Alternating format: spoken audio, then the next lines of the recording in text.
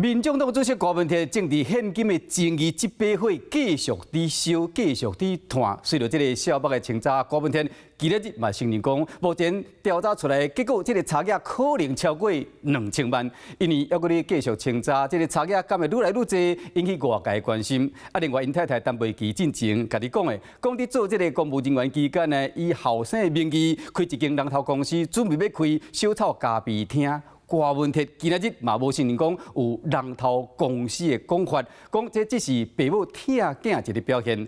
陈培琪本身是无想要加讲。要问什么？赶快问！无亲像前几空，唔知要讲啥。民众党主席郭文铁今日透早开会进程，各种话题一个一个慢慢回。主席会不会担心被约谈？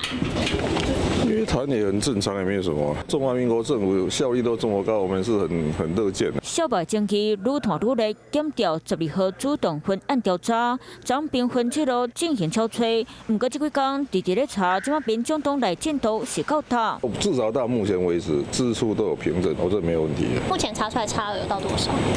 应该会超过2000万。郭文铁强调，小白搁伫咧调查，嘛真有信心讲无人会食钱。不过回公道党内讲到太太陈培琪，想要成立小草咖啡厅，郭主席吐一个大气。不要人头了，我跟你讲哦，这个就是。有时候我常常说这种家的事啊，就是说父母太疼爱小孩子。我请假了，我要走了，要不然就拿个椅子来给我坐。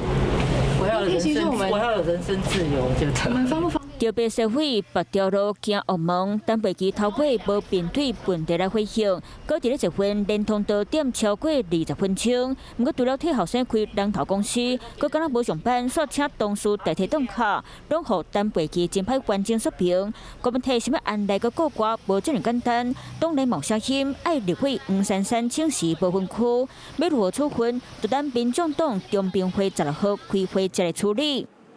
Hello， 我是林仙怡。想要抢先掌握最及时的新闻资讯吗？赶快订阅、按赞、开启小铃铛，锁定华视新闻 YouTube 频道。